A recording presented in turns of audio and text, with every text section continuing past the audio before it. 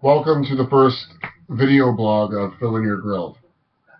Now, my topic today is going to be the Dez Bryant video.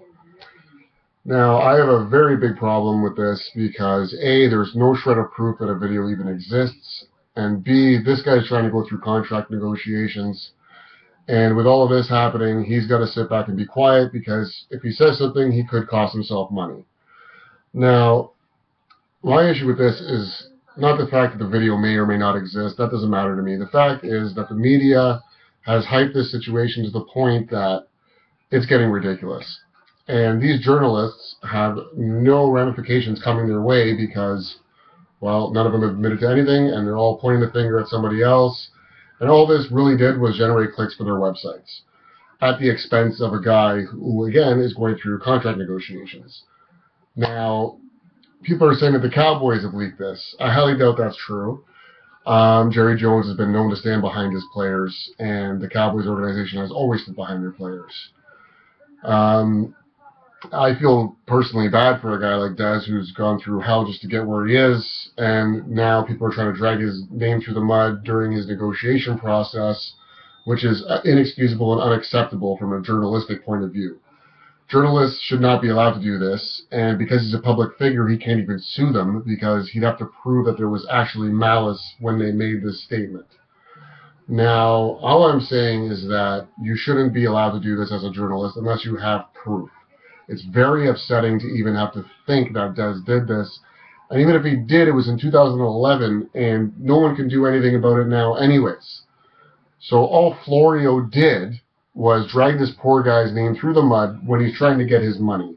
He's done everything he can to earn this paycheck, and basically there's people going around ruining it for him. Now, the Cowboys organization, I'm sure will get a deal done because they love Dez Bryant from what they've said, and it's ridiculous that this is actually being allowed to happen. There's no integrity in journalism anymore, apparently, which is ridiculous. That's really all I have to say on the matter. At the end of the day, Dez Bryant's going to remain a Cowboy. We all know that Jerry's not going to let this guy go.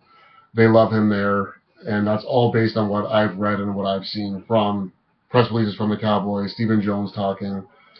And I really just think it's irresponsible for the media to do this to Dez Bryant when there's no shred of proof. No video has surfaced.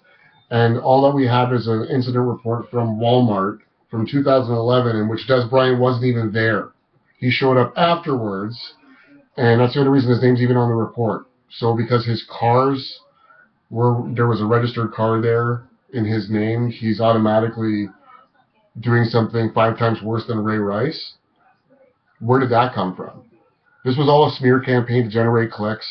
It was achieved because a lot of these guys made money off of this, yet there's still no proof of anything happening. So at the end of the day, I think that this should be no longer be condoned by anyone. Journalists should take responsibility when they make a mistake, instead of pointing the finger at other people and redirecting and recommenting all of this other stuff. That's it. That's all I have to say for today. Tune in on Monday for the trade deadline edition of Fill in Your Grill blog. Have a good weekend.